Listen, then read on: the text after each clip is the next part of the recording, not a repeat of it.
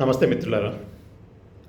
Israel దేశం యొక్క యుద్ధాల చరిత్రని ఇక్కడ వివరించాల్సిన పరిస్థితి ఏర్పడింది.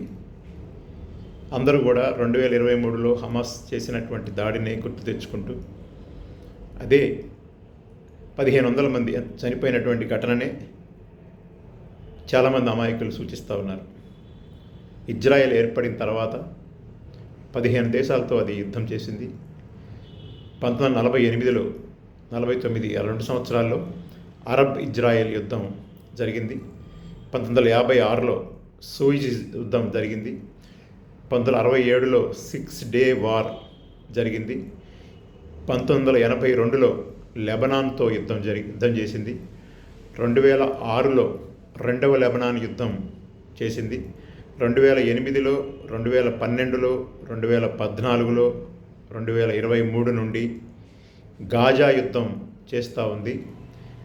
గాజా అంటే ఇజ్రాయెల్ పౌరులు 1500 మంది చనిపోవడానికి హమాస్ అనే సంస్థ కారణం. ఆ సంస్థ అదే ఒక్క ఘటనలో ఇజ్రాయెల్ నష్టపోయింది.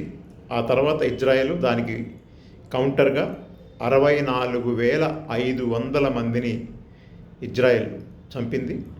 ఇజ్రాయెల్ యొక్క ఇంటెలిజెన్స్ లీకేజీ ద్వారా తేలింది ఏంటంటే 90% మంది ఆ 64,500 మందిలో అమాయక పౌరులు, మహిళలు, పసిపిల్లలు చనిపోయారు. హాస్పిటల్స్ మీద, కాన్వెంట్స్, స్కూల్స్ మీద కూడా బాంబింగ్ చేసి ఈరోజు అక్కడ తిండి గింజలు కూడా ప్రపంచ దేశాలు అందించకుండా చేయటం కూడా మనం చూస్తున్నాం. అదేవిధంగా లెబనాన్ మీద దాడి చేసింది, సిరియా మీద దాడి చేసింది, ఇరాన్ మీద దాడి చేయటం మనందరం చూసాం.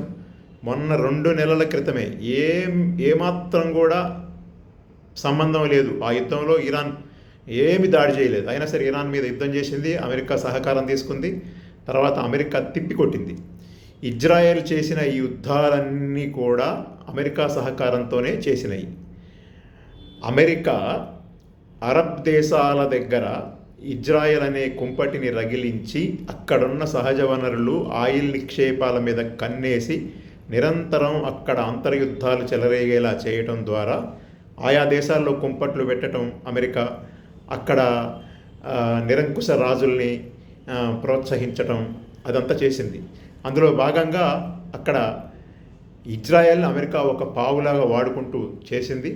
తర్వాత ట్యునీషియా మీద దాడి చేసింది, యెమెన్ మీద దాడి చేసింది, ఖతార్ మీద దాడి చేసింది. ఇందులో ఎక్కువ దాడుల్ని ఐక్యరాజ్య సమితి ఖండించింది. కొన్ని సందర్భాల్లో అమెరికా ఖండించింది, కొన్ని సందర్భాల్లో నాటో దేశాలు కూడా ఖండించటం అనేది మనం చూస్తాం. చాలా ఆశ్చర్యం కలుగుతూ ఉంటుంది.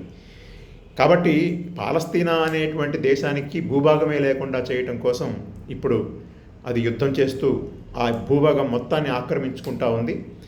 మొన్ననే ఐక్యరాజ్య సమితి మరొకసారి తీర్మానం చేసింది. 148 దేశాలు పాలస్తీనా ఏర్పాటు కోసం చర్యలు తీసుకోవాలి అని చెప్పి ఐక్యరాజ్య సమితిలో తీర్మానం చేశాయి. ఆ తీర్మానంలో మన ఇండియా కూడా ఆ తీర్మానానికి అనుకూలంగా ఓటేసింది. కాబట్టి యుద్ధాల చరిత్ర మొత్తం చూస్తే అమెరికాకి అంటకాగుతూ, అమెరికాకి పావుగా ఉపయోగపడుతూ అక్కడ మొత్తం అరబ్ దేశాలలో ఒక చిచ్చుని రగిలిస్తూ యుద్ధాలు చేస్తూ ఇప్పటికీ కొన్ని లక్షల మంది చావుకు కారణమయ్యి అక్కడ చాలా అరాచకం చేస్తూ, ఇప్పుడు నేను చేసిన యుద్ధాలన్నీ చెప్పాను, దేశాల పేర్లు చెప్పాను, సంవత్సరాల పేర్లు చెప్పాను, కావాలంటే చెక్ చేసుకోవచ్చు. చాలామంది అమాయకులు నేను నిన్న పెట్టిన వీడియో మీద ఇండియాని రక్షిస్తున్నది ఇజ్రాయెల్